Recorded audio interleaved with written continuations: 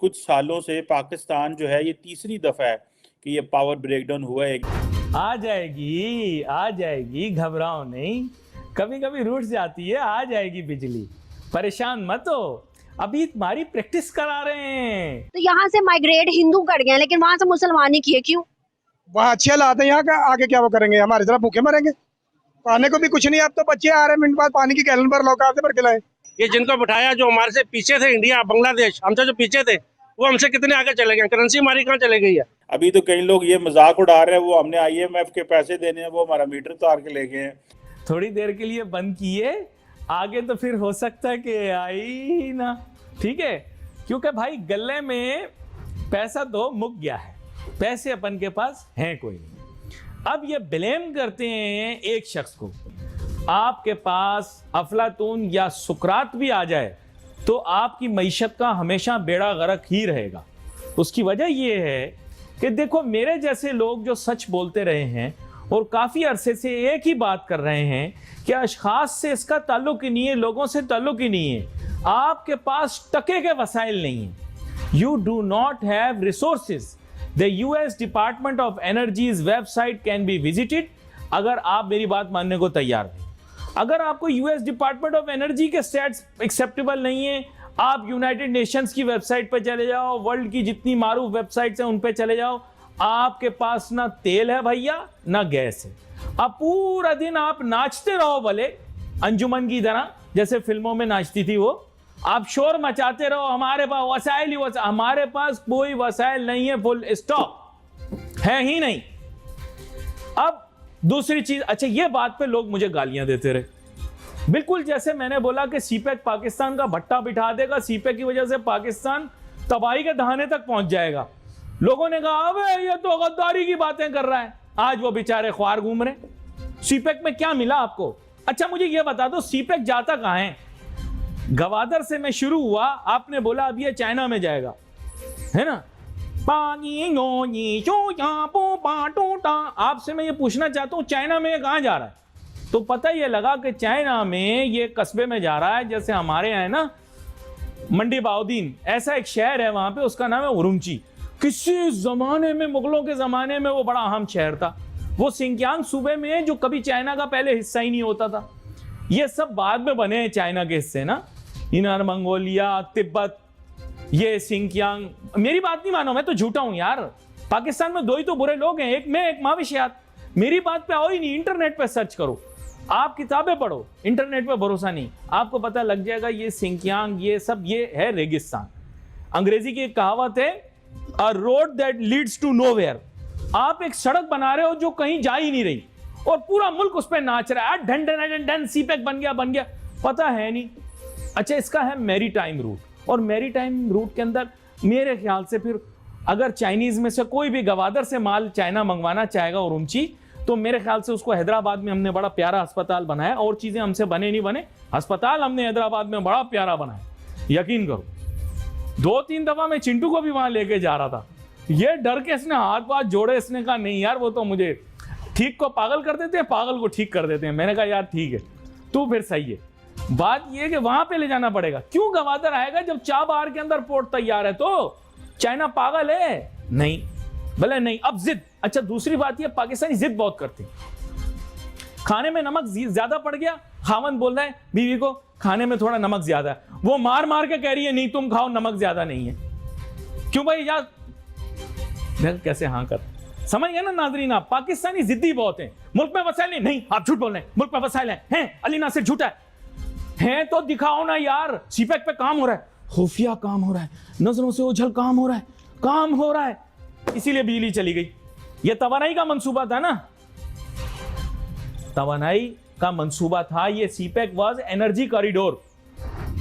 और आपके पास क्या, आप बोलते हैं आप क्या इंपोर्ट करोगे? आप LC नहीं खोल सकते, इंपोर्ट करके दिखाओ। पहले चाइना को हम इंपोर्ट करके माल सप्लाई करेंगे, तो अफगानिस्तान को देके बर्बाद होके नहीं देख लिया?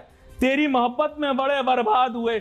ये अफगानिस्तान के लिए इंपोर्ट करके देख लिया ना कैसी ख्वारियां हुई, तो उनके लिए भी इंपोर्ट करके ये वाली ख्वारियां करोगे।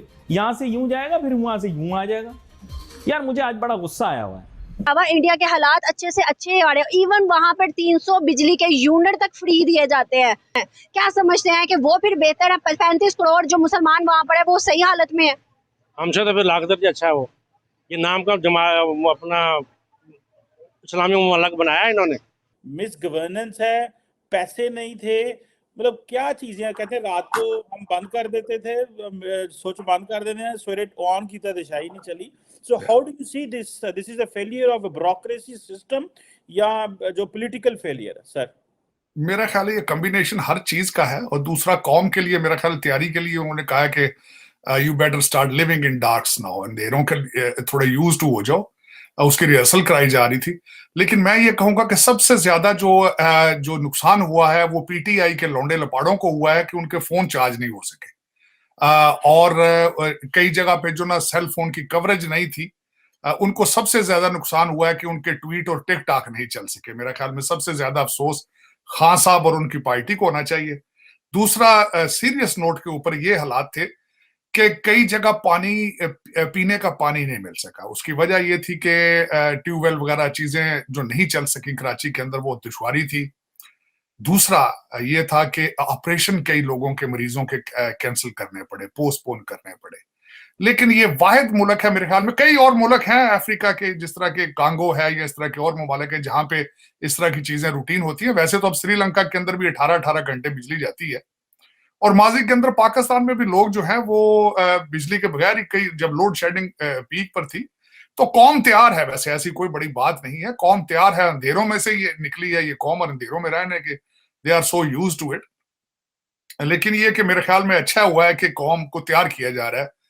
अभी दूसरा झटका अल्लाह ना करे, मेरे मुंह में खाक है कि अल्लाह ना करे कि दूसरा झटका पेट्रोल का लगे। और लग तो यही रहा है कि सिर्फ पेट्रोल खरीदने के लिए ऑयल कंपनीज की एलसीज नहीं खुल रही हैं, और फरवरी के अंदर जो है वो पेट्रोल का शुरू होगा।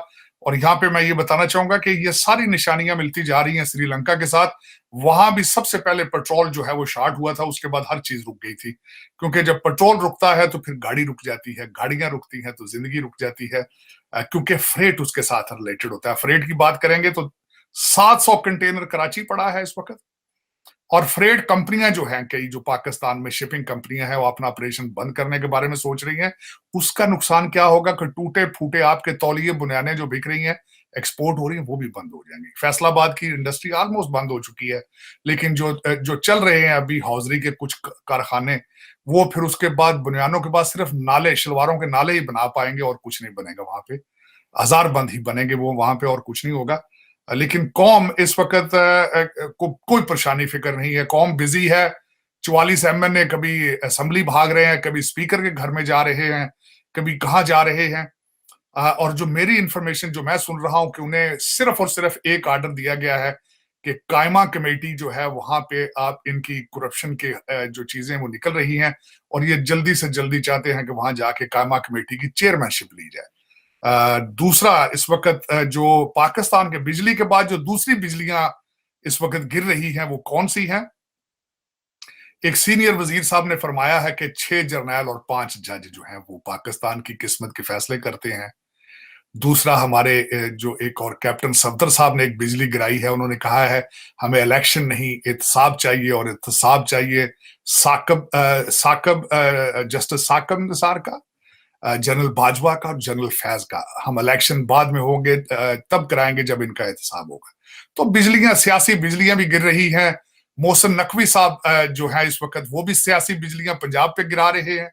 वो इस तरह गिरा रहे हैं कि उन्होंने मोहतरम हमारे जो परवेज लाई साहब हैं, उनकी तीसरी बीवी के करीब घेरा बंद टाइट कर लिया है सारा अनवर के इर्द गिर्द। उन्होंने भी लंबी चौड़ी शॉपिंग की है जायदादों की, और उनके ऊपर एलिगेशन जो चोई साहब के खिलाफ है कि 3 महीने में 300 अरब रुपया जो है वो